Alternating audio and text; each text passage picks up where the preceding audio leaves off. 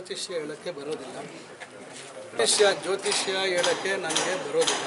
ಚಿಂತಾಮಣಿಯಲ್ಲಿ ಮಾತನಾಡಿದ ಜಿಲ್ಲಾ ಉಸ್ತುವಾರಿ ಸಚಿವ ಡಾಕ್ಟರ್ ಎಂಸಿ ಸುಧಾಕರ್, ಕೆಪಿಸಿಸಿ ಅಧ್ಯಕ್ಷರಾಗಿ ಡಿಕೆ ಶಿವಕುಮಾರ್ 6 ವರ್ಷ ಪೂರೈಸುವ ಹಿನ್ನೆಲೆಯಲ್ಲಿ ಔತಣಕೂಟ ಏರ್ಪಡಿಸಿದ್ದಾರೆಂಬ ವಿಚಾರ ಮಾಧ್ಯಮಗಳ ಮೂಲಕ ತಿಳಿಸಿದ್ದಾರೆ.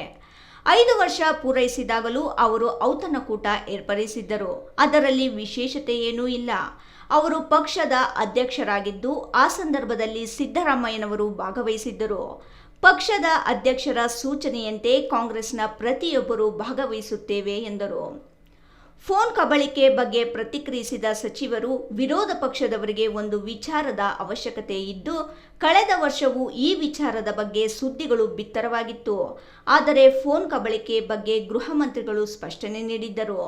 ಅಮೆರಿಕ ಜೊತೆಗೆ ಪ್ರಧಾನಮಂತ್ರಿಗಳು ಶಿರಬಾಗಿ ಅವರ ಷರತ್ತುಗಳಿಗೆ ಒಪ್ಪಿಕೊಂಡು ದೇಶದ ಘನತೆ ಗೌರವವನ್ನು ಯಾವ ಮಟ್ಟಕ್ಕೆ ತಂದಿದ್ದಾರೆಂಬುದನ್ನು ಜನತೆಗೆ ತಿಳಿಸಲು ಸಾಧ್ಯವಾಗುತ್ತಿಲ್ಲ.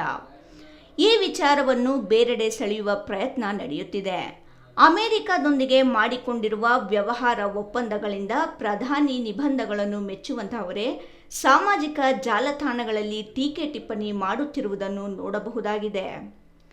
ಪ್ರಸ್ತುತ ಎಲ್ಲರಿಗೂ ಅರ್ಥವಾಗುತ್ತಿದೆ. ಜಾತಿ ಮತದ ಆಧಾರದ ಮೇಲೆ ಎಲ್ಲ ಸಂಬಂಧಗಳಲ್ಲೂ ಚುನಾವಣೆ ನಡೆಸುವುದು ಮತ್ತು ಸಮಾಜವನ್ನು ವಿಂಗಡಣೆ ಮಾಡುವುದು ಬಹಳ ಕಾಲ ನಡೆಯುವುದಿಲ್ಲ. ಅದು ಅಸಾಧ್ಯವೂ ಇಲ್ಲವೆಂದರು. ಯಾರು ಫೋನ್ ಕದ್ದಾಳಿಕೆ ಮಾಡಿದ್ರು ಅನ್ನೋದು ಯಾರಿಗೂ ಮಾಹಿತಿ ಇಲ್ಲ. ಸುಮ್ಮನೆ ಈಗ ವಿರೋಧ ಪಕ್ಷದವ್ರಿಗೆ ಏನಾದರೂ ಒಂದು ವಿಷಯ ಬೇಕು. ಈಗ ಏನೇನೋ ಸರ್ಕಾರ ಹಾಗೆ ಹೀಗೆ ಅಂತೆಲ್ಲ ಹೇಳ್ಕೊಂಡು ಬಂದರು. ಈಗ ಅದು ಅವ್ರು ಹೇಳಿದಂಗೆ ಯಾವುದೂ ಆಗಲಿಲ್ಲ.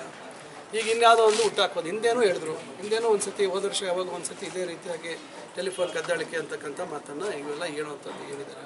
ಗೃಹ ಸಚಿವರು ಅದಕ್ಕೆಲ್ಲ ಏನೋ ಸ್ಪಷ್ಟನೆಯನ್ನು ಕೊಟ್ಟಿದ್ದಾರೆ.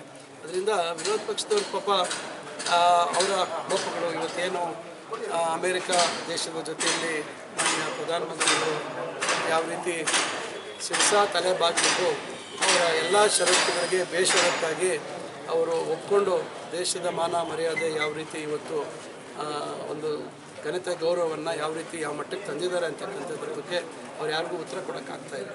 ಅದರಿಂದ ಅವರು ಅದನ್ನು ಜನರ ಗಮನ ಬೇರೆ ಎಳಿಬೇಕು ಅಂತಕ್ಕಂಥ ದೃಷ್ಟಿಯಲ್ಲಿ ಏನಾದರೂ ಒಂದು ಈ ರೀತಿ ಹುಟ್ಟಾಗ್ತಕ್ಕಂಥದ್ದು BJPಯವರ ತಂತ್ರಗಾರಿಕೆ, ಅವರ ಜಾಯಮಾನ. ಅದೇ ರೀತಿ ಅವರು ರಾಜಕಾರಣ ಮಾಡ್ಕೊಂಡು ಬಂದಿರತಕ್ಕಂಥದ್ದು. ಅವರ ವೈಫಲ್ಯಗಳನ್ನು ಮುಚ್ಚಿಕೊಳ್ಳುವಂಥದ್ದಕ್ಕೆ ಈ ರೀತಿ ಬೇರೆ ಬೇರೆ ಅನವಶ್ಯಕ ವಿಚಾರಗಳನ್ನು ಮುಂದೆ ತರುವಂಥದ್ದು ಅಂಥ ಭ್ರಮೆ ಒಂದು ವ್ಯವಸ್ಥೆಯಲ್ಲಿ ಪ್ರಪಂಚದಲ್ಲಿ ಅವರಿದ್ದಾರೆ. ಜನ ಬಹುಶಃ ಇವತ್ತು ಎಲ್ರಿಗೂ ಮಾಹಿತಿ ಇದೆ. ನೀವು ನೋಡಿ, ಇವತ್ತು ಅಮೆರಿಕ ಜೊತೆ ಏನು ಒಪ್ಪಂದ ಮಾಡಿಕೊಂಡಿದ್ದ ಬಗ್ಗೆ ಸಾಮಾಜಿಕ ಜಾಲತಾಣಗಳಲ್ಲಿ ಯಾರು ಹಿಂದೆ ಪ್ರಧಾನಮಂತ್ರಿಗಳನ್ನು ಹೊಗಳ್ತಾ ಇದ್ರು, ಅವರ ನಿರ್ಧಾರಗಳನ್ನು ಮೆಚ್ಕೊಳ್ತಾ ಇದ್ರು, ಈಗ ಅವರೆಲ್ಲ ಟೀಕೆ ಟಿಪ್ಪಣಿಗಳನ್ನು ಇವತ್ತೆಲ್ಲರಿಗೂ ಅರ್ಥ ಆಗ್ತಿದೆ. ವಸ್ತುಸ್ಥಿತಿ ಏನು, ಬರೀ ಜಾತಿ ಧರ್ಮದ ಹೆಸರಲ್ಲಿ ಇವತ್ತು ಚುನಾವಣೆಗಳನ್ನು ನಡೆಸುವಂಥದ್ದು, ಸಮಾಜವನ್ನು ವಿಂಗಡಣೆ ಮಾಡುವಂಥದ್ದು ಇವೆಲ್ಲ ಭಾಳ ದಿವಸ ನಡೆಯಲ್ಲ. ಜನಕ್ಕೆ ಬೇಕಾಗಿರ್ತಕ್ಕಂಥದ್ದು ಎರಡು ಊಟ, ಗೌರವವಾಗಿ ಬದುಕುವಂಥದ್ದಕ್ಕೆ ಉದ್ಯೋಗ, ಒಂದು ಶಾಂತಿಯಿಂದ ನೆಲೆಸ್ತಕ್ಕಂಥದ್ದಕ್ಕೆ ಒಂದು ಒಳ್ಳೆಯ ಸಮಾಜ. ಇವತ್ತು ಜನ ಅದನ್ನು ಕೇಳ್ಕೊಳ್ತಾರೆ. ಯಾವುದೇ ಜಾತಿ ಧರ್ಮ ಮತ್ತೊಂದು ಅಂತಕ್ಕಂಥದ್ದು ಬಹುಶಃ ಯಾರಿಗೂ ಅದು ಭಾಳ ಪ್ರಮುಖವಾದಂಥ ವಿಚಾರ ಅಲ್ಲ. ಇಮ್ರಾನ್ ಖಾನ್, ರಾಯಲ್ಸ್ ಕನ್ನಡ, ಚಿಂತಾಮಣಿ.